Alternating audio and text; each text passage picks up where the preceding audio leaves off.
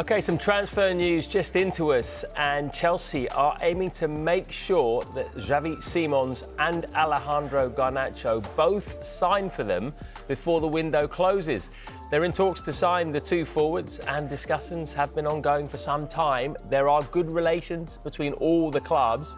Chelsea have agreed with UEFA to balance their transfer spending this summer.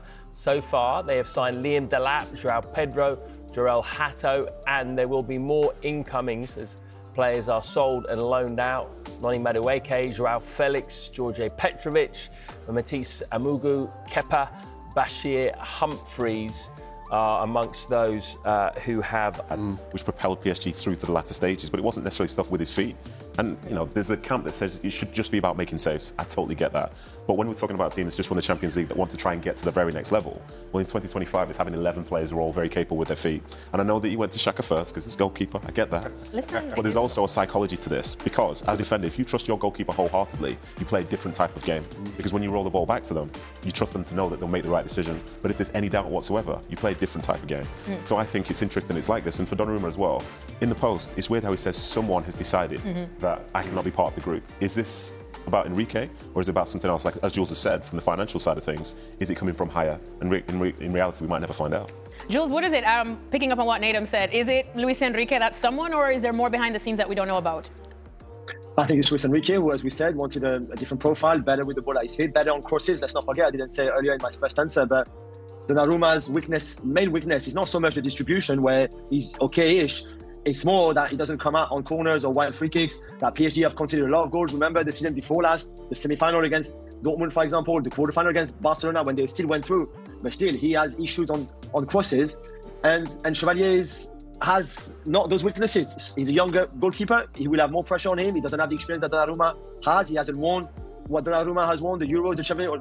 I get that, but PSG wanted to go in a different direction. Also because there was just no agreement with Donnarumma. I think if there'd been an agreement found 2 months ago, he would have stayed. The thing is, they just could not agree either on what that extension would look like. And I think right now, there's nobody to blame really, because there's a different profile that Luis Enrique wants. And Donnarumma had demands through his agent, Enzo Raiola, and PSG said no to the demands that they had financially. And maybe other clubs would say yes, maybe they would say no. But for Donnarumma, he would either stay and be on the bench the whole season at best, because he might even have been in the stands, or trying to find another club right now. I've got to say, Jules is the perfect person for this, yeah? Because I don't know if he's told you this before, but he's Paris born and bred. I don't know if you know that. I don't know if you know that, Shaq. But he's Paris born and bred, yeah? PSG is his club. And the way that he's talking about this really shows that he's known for a while that maybe Donnarumma hasn't been the perfect goalkeeper for the situation. Because if he was, he'd be fighting to the death down that camera right now. For sure. But instead, he's more accepting of it and understanding that the team needs to find that change to go to that next level. And we're talking about distribution. He's talking about crosses, he's naming games, he's naming incidents, things which obviously Jules can't let go of. But he's the perfect person for it. And I think in some ways that he's great to have on this panel. Jules, a tough man to please, especially when it comes to Paris and PSG. Who'd have thought? But Jules, speaking of this now, the stuff that you guys just mentioned as well, that Donnarumma has been criticised for not necessarily being that good with his feet. We look at the rumours that he was linked with Manchester United just a few weeks ago. Now we hear that Manchester City want in on him. But if it's one thing we know, Pep Guardiola loves a goalkeeper that's excellent with his feet. So why Man City, and what's the likelihood of that even happening? Yeah, again, it's a great question. I mean, we talked a little bit off air before the show with Nadem about it.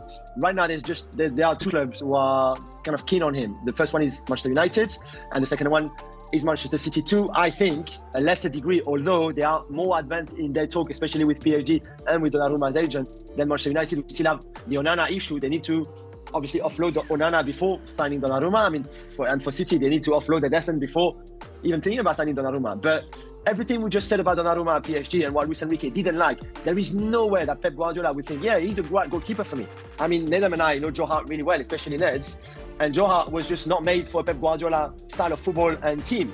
Donnarumma is not really made for that either, for everything that we've just explained. So City to spend 15 million a year in wages, plus between 40 and 50 million pounds in transfer fee, for somebody who is not really the profile at all for what Pep Guardiola would want, and what Pep Guardiola has signed as goalkeepers before. If you look at Ederson, Ortega, and even Trafford now, they are better with the ball at their feet than Donnarumma will ever be. They're better on crosses than Donnarumma will ever be. And yeah, okay, on his line, he's the best in the world. Let's just know that. Him and Courtois on the line, incredible. But for the rest, he's just not a Pep Guardiola player. Nathan, what do you think of this? Because Jules is not the only one that has off-camera chats with you. We were talking about this, and there's not often that you question Man City or Pep Guardiola's decisions, but this is one that you questioned. Yeah, I think so. And I think it's because of what Jules has said, because we remember the time when Joe Hart, someone who's an icon for Manchester City, basically was told that he's not the right player for a Pep Guardiola side. And in terms of what happened in the years to come, yes, there were some issues with that, with, for example, Claudio Bravo.